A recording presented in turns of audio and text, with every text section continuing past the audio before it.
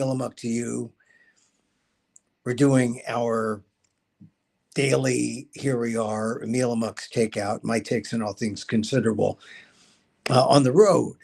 And I published my column on the Asian American Legal Defense and Education Fund blog this morning. And I just want to make sure you saw it because it is sort of the state of the nation right now, where beyond racism, we have this new enemy, which is ageism. Now, I know you say, well, we've had this a long time. We've, didn't like Feinstein, or some of it you didn't, or you people went after her. I actually, you can look at my columns on the Aldef blog, and I defended Feinstein. Um, but now with this Asian American special prosecutor coming out with this report, ageism is everywhere. It's documented. It's out there. It's a weapon, and it's going to spread. But first, I want to just give you my thoughts about Super Bowl 58 because I was trying to get away from it, trying to get away from the special prosecutor and his document, his report, by watching the Super Bowl. And I thought, oh yeah, the 49ers are going to win too. Because the Chiefs are okay, but I lived in Missouri, St. Louis, not Kansas City. But I thought maybe the 49ers had a chance, and they did. They came out there and they kicked Kansas City's butts. Oh my God, they were dominant, and then they fumbled. And that mistake, I think that really was a turning point. When they could not capitalize in that first series and score, they could have been up more than, what, 10-3 it was at half. They could have been up something like maybe 17-3, maybe 20-3. They needed that kind of distance because Kansas City's a comeback team, especially with Mahomes. So the 49ers were explosive at the start, and then they had their peaks and valleys, and they just couldn't put it together to win. They had that one shot in the fourth quarter just before they went into the overtime where a blitz came, and I think it was the fourth quarter that sent them into overtime. They couldn't capitalize. They were like, what, on the 9-yard line, 12-yard line, something like that. And they blitzed Purdy, and Purdy couldn't see the receivers because he's not agile. He's not quick. If he was agile and quick, he could have raced out. But anyway, I, as a mark of maturity, I am not getting agitated about the Super Bowl. In the past, I would have, but I'm trying to be mature. I'm trying to be mature, and I have to say, meditation has helped. So I'm not as upset about the game.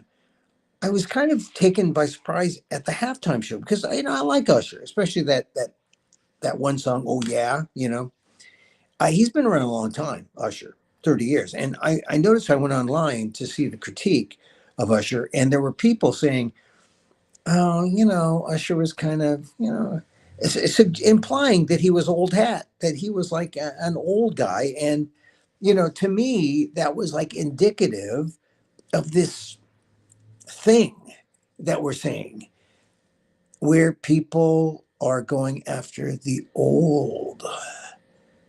And it kind of surprised me because a guy takes off his shirt. Oh, he's got six pack. He roller skates and dances, doesn't miss a beat, and people are saying, "Oh, ho hum, we've seen it." Of course, because he's got a 30-year legacy. But I say, good thing he's not running for president.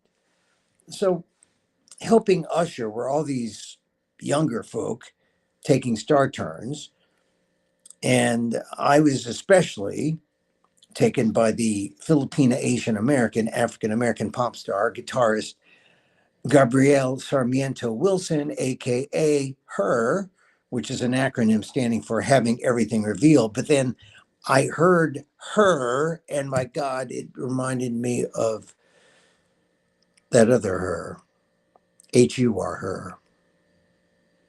Robert Hur.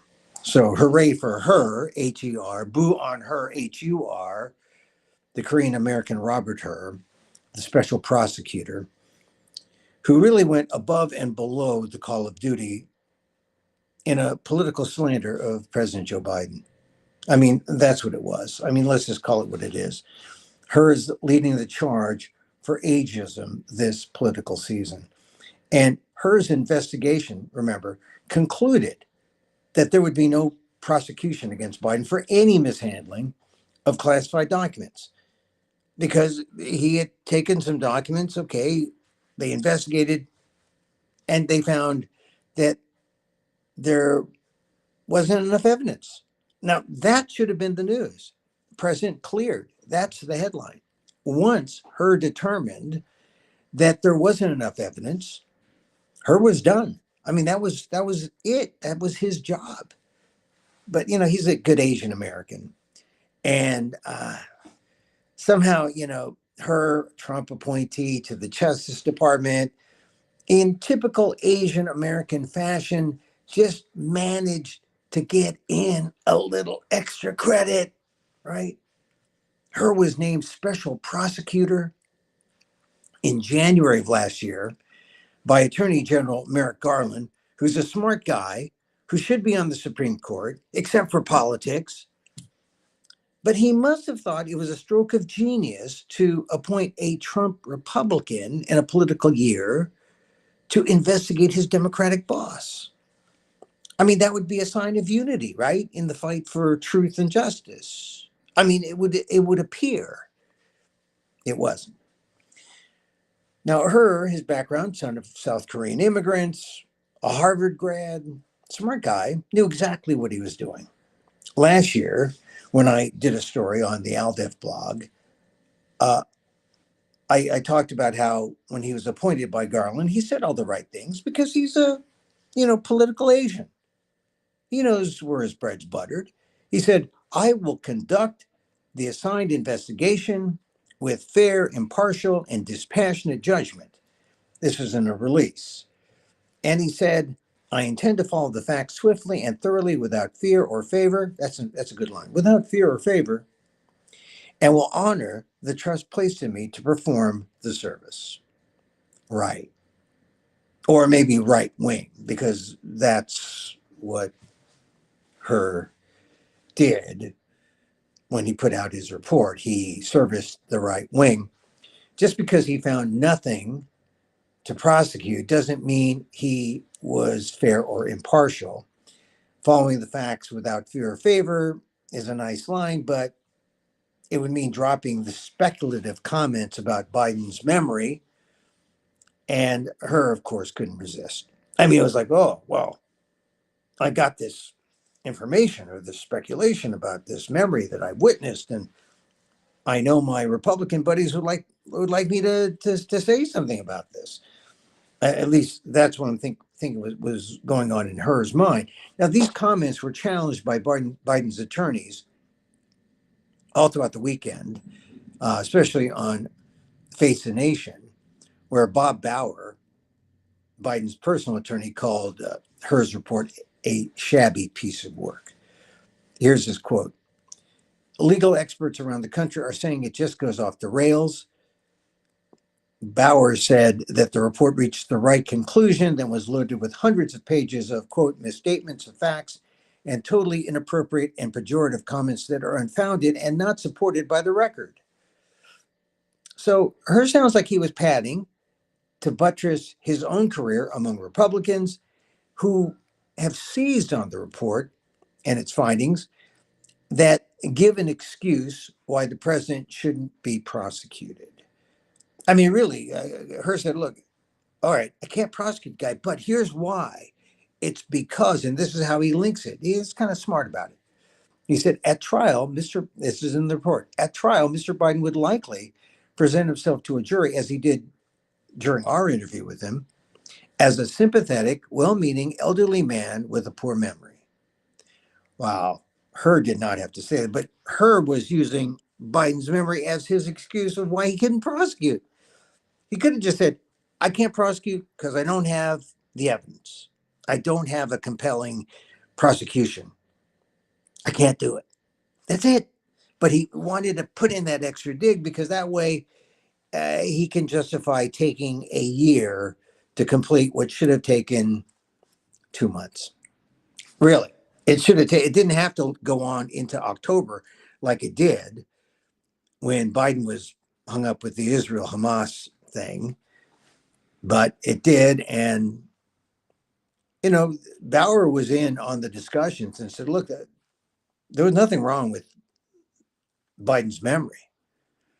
So this is where we are. The enabler of ageism is Robert Herr, a man from an Asian American culture supposedly known for reverence and respect for older members of their families, but not in the age of Trump, where Trump's minions emulate the lack of civility and fairness in an all-out effort to win, even when losing. No prosecution legally? Hey, then Herr went for the kill politically. And he may have wounded the president. I mean, is it fatal? I don't think so.